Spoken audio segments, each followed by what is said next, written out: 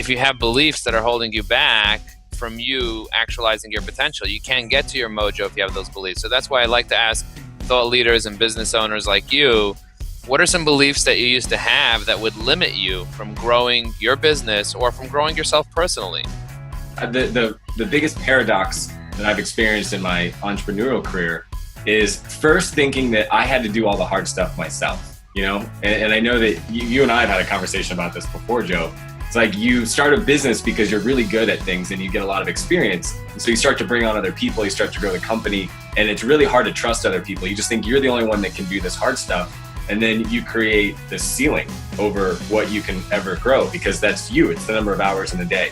And I say it's a paradox because once I learned that that wasn't the case, that I had to, get myself out of the way and stop being the bottleneck, I probably went too far to the other end of the spectrum. And then my limiting belief was that, hey, anyone can do what I do if I just give them enough confidence and enough, faith. And if I push them out on the ledge and I tell them they can do it, the eagle will fly out of the nest.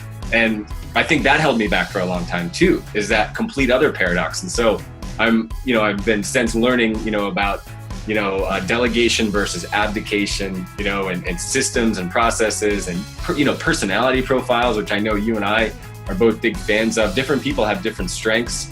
And I think it's a limiting belief to think that just anybody can do any job if they just work hard enough. Sure, they can, but do you really want to be forcing somebody to spend 80% of their time doing something that is not natural for them, that they're never going to reach that peak state that we talked about?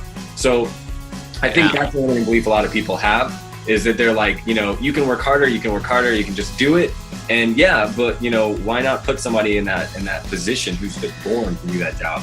Yeah, and finding that balance, like you said, from one extreme to another, especially us entrepreneurs that are always pushing the limits. We go from one extreme all the way to being fully motivated to kind of saying, I just don't want to do it anymore.